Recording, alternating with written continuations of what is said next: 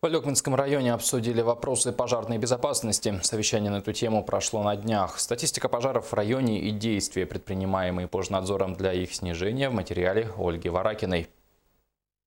Совещание, на котором обсудили актуальные вопросы, касающиеся пожарной безопасности, состоялось в городе Алекминске.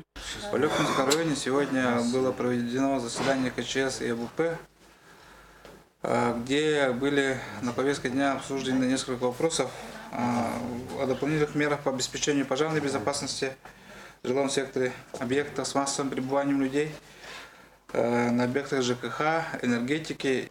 Одной из важных тем, которую затронули на совещании, была проблема увеличения случаев возгорания в жилом секторе.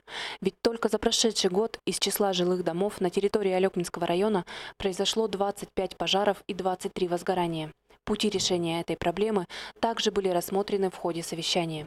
В Алекминском районе проводятся практические мероприятия по предупреждению пожаров и возгораний в таком жилище, в жилом секторе, с неблагополучных семьях. И по району на объектах энергетики и ЖКХ особенно уделяется внимание по профилактике пожарной безопасности. Ольга Варакина, Максим Копылов, НВК «Саха», Алекминск.